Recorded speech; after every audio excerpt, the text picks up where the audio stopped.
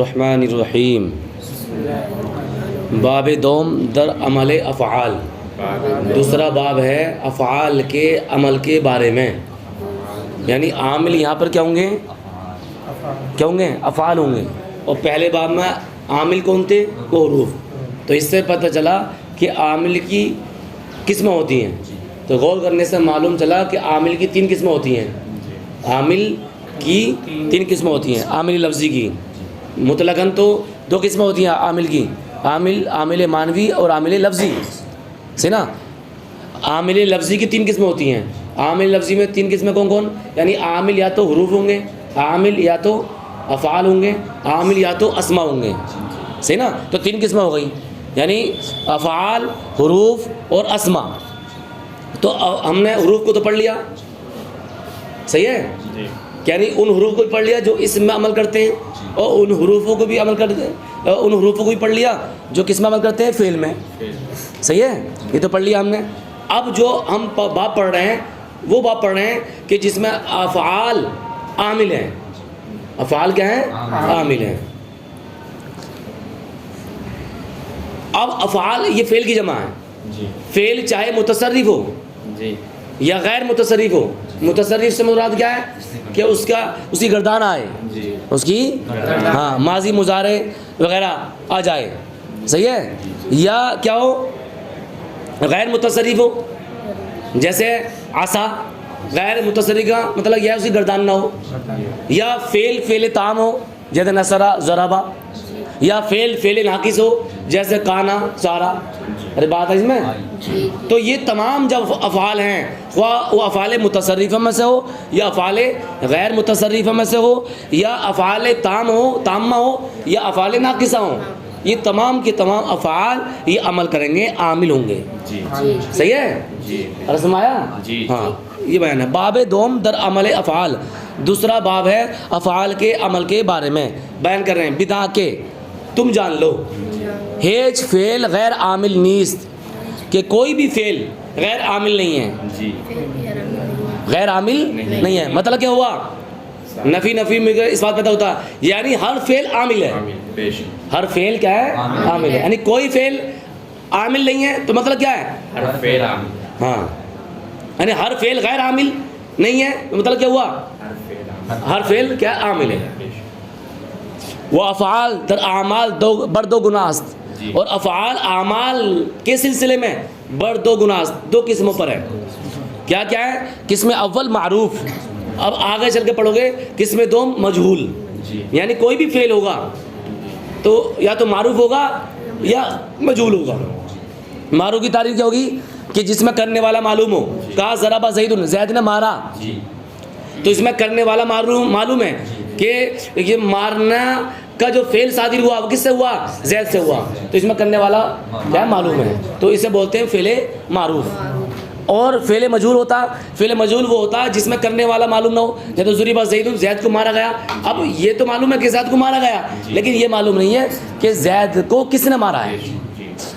زید کو مارنے والا معلوم نہیں ہے، تو یہ ہوا فعل مجہول. تو کیا ہے؟ افعال اعمال میں 2 قسموں پر ہیں، ہے نا؟ یا تو کیا ہوں گے؟ معروف یا مجہول.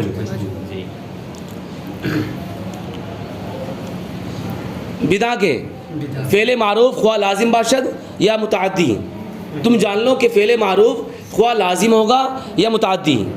یعنی تم جان لو فعل معروف خواہ لازم ہو یا متعدی. فاعل را برفع کند، فاعل کو رفع کرتا ہے. فاعل کو. تو اب یہاں پر فعل کی 2 قسمیں اور ہو گئی. کیا ہے؟ لازم اور متعدی. کیا ہے؟ فعل ایک لازم ہوتا ہے، ایک فعل متعدی ہوتا ہے. فعل لازم وہ ہوتا ہے جو فاعل پر پورا ہو جائے، یعنی اپنا معنی دینے میں مفعول کا محتاج نہ ہو. جیسے قام زید، زید کہ ہوا، تو اس میں مفعول کی ضرورت نہیں ہے. اور ضرب زید امرن، زید نے امر کو مارا، تو یہ فعل متعدی ہوا کہ زید نے امر کو مارا. تو کیا ہے؟ فعل متعدی کسے بولتے ہیں؟ جو اپنا معنی دینے میں فاعل کو بھی چاہے، وہ مفعول کو بھی چاہے. کس کو چاہے؟ مفعول کو بھی چاہے. صحیح ہے؟ اب ہم لازم متعدی کیسے سمجھیں گے کہ صاحب لازم میں متعدی ہے؟ تو اردو میں ایک آسان سی علامت ہے، آسان سی پہچان ہے جو آپ نے تفصیل مصادر کے حاشیے میں پڑھی ہوگی نیچے. کیا ہے؟ کہ جس میں نہ کا ترجمہ ہو جائے تو متعدی ہے, جس میں نہ کا ترجمہ نہ ہو وہ لازم ہے. مثال کے طور پر کہا کیا فعلا, کیا معنی کیا ہوا؟ اس ایک مذکر نے کیا. ضربا, اس ایک مذکر نے مارا, تو دونوں میں نہ کا ترجمہ ہوا نہیں, ہوا نا؟ ارے وہ تو ضربا زید, زید نے مارا, نہ کا ترجمہ ہو گیا. فعلا زید, زید نے کیا تو نہ کا ترجمہ ہو گیا. اب کہا ذهب زید, زید گیا, تو اس میں نہ کا ترجمہ نہیں ہوا. تو جس میں نہ کا ترجمہ ہو جائے, اردو میں نہ کا ترجمہ ہو جائے تو وہ ہے فعل متعدی, اور جس میں نہ کا ترجمہ نہ ہو فعل لازم ہے. دوسری پہچان ایک یہ کہ جس میں کیا کس کو صحیح بیٹھ جائے, کس کو, کس کو, کیا کس کو. تو اب مثال کے طور پر وہ بھی کس میں کس کو صحیح بیٹھ جائے تو وہ ہوگا فعل متعدی, اور جس میں کس کو صحیح نہ بیٹھے, لفظ کس کو صحیح نہ بیٹھے, وہ ہے فعل لازم. جیسے مثال کے طور پر کیا کس کو مارا, کس کو مارا تو صحیح ہے, استعمال ہے کس کو مارا. لیکن کہہ دیا کس کو گیا, یہ استعمال ہے نہیں ہے. تو اب جانے والا جو لفظ ہوگا ذهبا, صحیح ہے, تو یہ کیا ہوگا فعل لازم. اور ضربا مارنے کا معنی یعنی کس کو مارا, کس کو مارا, تو یہ کس کو صحیح بیٹھ رہا ہے یہاں پر, صحیح ہے. تو اس اعتبار سے ہم یہ کہہ دیں گے صاحب یہ فعل متعدی ہے. تو دو پہچان ہو گئی, ایک تو لفظ نہ سے پہچان ہوگی لازم متعدی کو, اور ایک لفظ کس کو سے پہچان ہوگی, صحیح نا. کس کو بیٹھا استعمال نہیں ہے, صحیح نا. ارے بات آئی اس میں, یہ ہے. تو بتا رہے ہیں بدا کے تم جان لو فعل معروف خواہ لازم باشد یا متعدی, تم جان لو فعل معروف خواہ لازم ہو یا متعدی, فاعل را برفع کند, فاعل کو رفع کرے گا, یعنی فاعل کو تو رفع کرے گا ہی. اب رہی بات مفعول بھی کی, تو فعل لازم مفعول کو نصب نہیں دے گا. فعل لازم مفعول کو نصب, کیوں مفعول بھی آئے گا ہی نہیں تو نصب کہاں سے دے گا, صحیح ہے. اور فعل متعدی کیا مفعول بھی کو نصب کرے گا, کیوں فعل متعدی کا مفعول بھی آ جاتا ہے, جب آ جائے گا تو نصب کرے گا, اور فعل لازم تو آتا نہیں ہے تو نصب ہی نہیں کرے گا. تو اور رہی بات فعل کی, وہ فاعل کی, تو فاعل فعل لازم کا بھی ہوتا ہے اور فاعل فعل متعدی کا بھی ہوتا ہے. اس لیے یہاں پر کہتی ہے مصنف علیہ الرحمٰن نے کہ فعل چاہے لازم ہو یا متعدی یہ فاعل کو رفع کرے گا, اس میں کوئی اختلاف نہیں ہے, صحیح ہے. اچھا یہ کہا کہ صاحب فعل لازم کا مفعول بھی نہیں آتا ہے, صحیح نا, فعل متعدی کا آتا.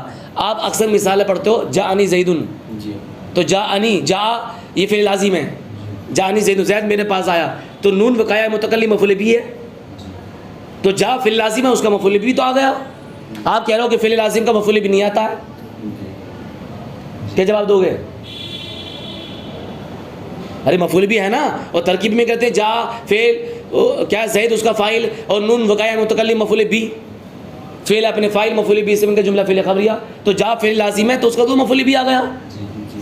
تو اب اس کے دو جواب, ایک تو جواب یہ کہ صاحب جاءنی زیدن, یہ جو کیا ہے جاءنی ہے تو یہ اصل میں کیا جاء زیدن اندی کے معنی میں ہے. کس کے معنی میں؟ ہاں, جاءنی زیدن کی ترکیب کیا کریں گے, جاء زیدن اندی کے معنی میں لیں گے, تو اب وہ اندی مفعول بھی واقع ہو جائے گا. تو اس سے پتہ چلا کہ جاء فعل لازم ہے اس کا مفعول بھی نہیں ہے. دوسرا جواب یہ کہ جس وقت کیا ہے فعل لازم کا مفعول بھی آ جاتا ہے تو اس وقت وہ فعل لازم تجاوزہ کے معنی میں ہوگا, تجاوزہ کے معنی میں ہوگا. ارے بات ہے اس میں, کس کے معنی ہوگا؟ تجاوزہ, جو فعل ہے باب تفاعل کا فعل ماضی, تجاوزہ, صحیح ہے. ارے سمارا نہ رہا, تو وہ فعل جاءت ہوگا وہ تجاوزہ کے معنی میں ہوگا, تجاوزہ فعل متعدی ہے, بس معنی میں مان لیں گے. یعنی فعل لازم کو کسی فعل متعدی کے معنی میں لے کر کے ہم اسے مفعول بھی کرا دے دیں گے. تو دو جواب ہو گئے, ایک تو جاءنی زیدن تو ہے جاءنی, وہ جاء زیدن اندی کے معنی میں ہے, یعنی وہ مفعول بھی واقع ہوگا. تو اب فعل لازم اپنے قول پر باقی رہا کہ صاحب فعل لازم کا مفعول بھی نہیں آئے گا. دوسری بات یہ کہ جاء ہم فعل متعدی کے معنی میں لے لیں گے, تجاوزہ کے معنی میں لے لیں گے, تو اب فعل لازم کا مفعول بھی نہیں ہے بلکہ ہم نے جو اس کے معنی میں لیا, کس کے معنی میں؟ تجاوزہ کے معنی میں. اس اعتبار سے وہ کیا ہو گیا, کیا ہے مفعول بھی ہو گیا, صحیح ہے نا, فعل متعدی کے معنی میں وہ سمجھ آ گیا. بتا رہے ہیں بدا کے فعل معروف خواہ لازم باشد، تم جان لو کہ فعل معروف چاہے لازم ہو یا متعدی، فاعل را برفع کند، فاعل کو رفع کرے گا، صحیح نا. چوں جیسے قام زید و ضرب امر، زید کھڑا ہوا، ضرب امر، امر نے مارا. تو اب یہاں پر کیا ہے، فاعل کو بتانا مقصد تھا تو فعل لازم کی مثال دے دی اور فعل متعدی کی بھی مثال دے دی. فعل متعدی میں مفعول کو ذکر نہیں کیا کیونکہ فاعل کو بتانا مقصد تھا. تو قام زید میں زید یہ فاعل ہے اور زید کو رفع کس نے دیا؟ قام نے، صحیح ہے. اور ضرب زید میں زید جو مرفوع ہے تو رفع کس نے دیا زید کو؟ ضرب. تو یہ اس مثال میں، ان دونوں مثالوں میں عامل کون ہوا؟ کیا پہلی والی مثال میں قام عامل ہوا جو کہ فعل ہے، اور ضرب زید دوسری مثال میں عامل کون ہوا؟ ضرب ہوا جو کہ فعل، صحیح ہے. وشش اسم را بنصب کند، اور یہ 6 اسموں کو نصب کرتا ہے. یعنی کیا 6 اسموں کو نصب کرتا ہے کون؟ فعل لازم. فعل متعدی تو کرے گا 6 اسموں کے ساتھ ساتھ 7ویں قسم کو یعنی مفعول بھی کو بھی کرے گا، یعنی 6 اسموں کو نصب کرے گا فعل لازم.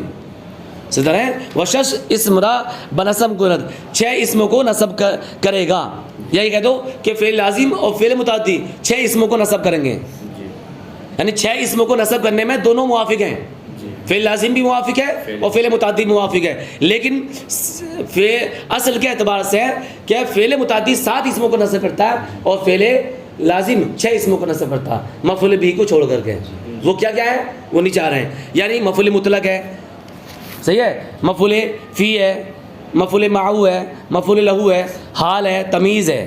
یہ 6 اسموں کو فعل لازم بھی نصب کرتا ہے اور فعل متعدی بھی نصب کرتا ہے. رہی بات مفعول بھی جو 7ویں قسم ہے تو اس کو جو نصب کرتا ہے وہ فعل متعدی کرتا ہے، فعل لازم نہیں کرتا ہے، کیونکہ فعل متعدی کو مفعول کی ضرورت ہوتی ہے.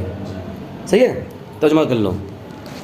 اول مفعول مطلق را، پہلا مفعول مطلق کو، پہلا کیا ہے؟ ہاں مفعول مطلق را، اول مفعول مطلق کو، یعنی پہلی قسم کیا؟ مفعول مطلق کو، مفعول مطلق کو نصب کرتا ہے. جی چوں قام زید قیاما و ضرب زید ضربا، صحیح ہے. تو قام زید قیاما، زید حقیقتاً کھڑا ہوا، یہ معنی. ضرب زید ضربا، زید نے حقیقتاً مارا، واقعی مارا. یہ واقعی یہ حقیقتاً کا ترجمہ کیوں کر رہا ہوں میں؟ دیکھو مفعول مطلق کی 3 قسمیں ہوتی ہیں، قسمیں یاد کر لو. مفعول مطلق کی 3 قسمیں ہوتی ہیں، مفعول مطلق تاکیدی، مفعول مطلق نوعی، مفعول مطلق عددی. تاکیدی جو تاکیدی معنی پیدا کرنے کے لیے آتا ہے، نوعی جو حالت کو بیان کرنے کے لیے آتا ہے نا، عددی جو عدد کو بیان کرنے کے لیے آتا ہے. مثال کے طور پر یہاں پر قام زید قیاما، ضرب زید ضربا میں یہ مفعول مطلق ہے، یہ مفعول مطلق تاکیدی ہے، صحیح ہے. ارے بات آئی سمجھ میں؟ اور جب مفعول مطلق کسی صفت کے ساتھ آ جائے، مثال کے طور پہ آ جائے قام وہ ضرب زید ضربا شدیدا، تو یہ مفعول مطلق نوعی آ جائے گا، یعنی ضربن کیسی؟ سخت مار، مار کیسی؟ سخت مار. تو ایک نوعیت حالت ہو گئی مار کی، تو مفعول مطلق نوعی ہو جائے گا. ایک وزن آتا اس کا، جیسے بولتے ہیں جلست جلست القاری، طرح کا ترجمہ ہوتا کہ میں بیٹھا قاری کے بیٹھنے کی طرح، تو یہ بھی مفعول مطلق نوعی میں شامل ہوگا. اور عددی جیسے جلست جلستن، میں بیٹھا ایک بار بیٹھنا، جلست جلستین میں بیٹھا 2 بار بیٹھنا، جلست جلساتین میں بیٹھا بہت مرتبہ بیٹھنا، تو عدد کا معنی پیدا کرتے ہیں. تو مفعول مطلق کی 3 قسمیں ہو گئیں، تاکیدی، نوعی، عددی. یہاں پر جو مثال ہے وہ صرف پہلی قسم کی ہے، مفعول مطلق تاکیدی، کیونکہ اکثر استعمال کیا مفعول مطلق تاکیدی کا ہوتا ہے، اس لیے اسی مثال پر اکتفا کر لیا ہے. پر قام زید قیاما، زید کھڑا ہوا، کھڑا ہونا لغوی ترجمہ. ضرب زید ضربا، زید نے مارا، مارنا.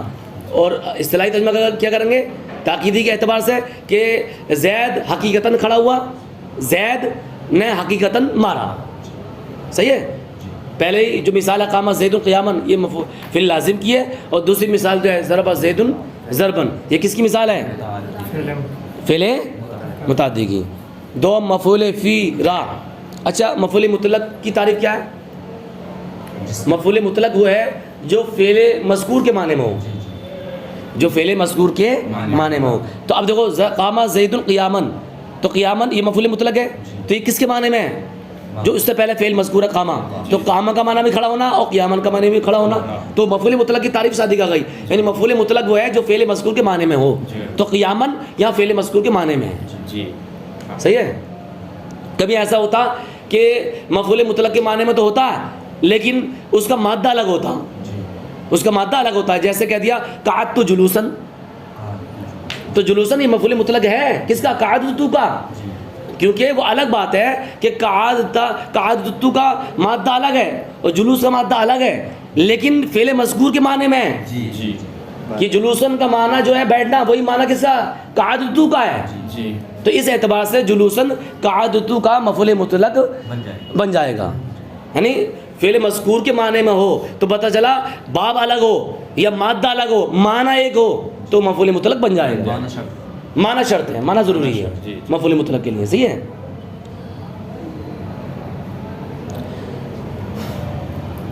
انشاءاللہ کیا دوسری کسی مفعول فی کو نصب کرتا ہے اس کو ہم کل پڑھ لیں گے. صحیح ہے. صحیح ہے. صدق اللہ العظیم واللہ اعلم بالصواب.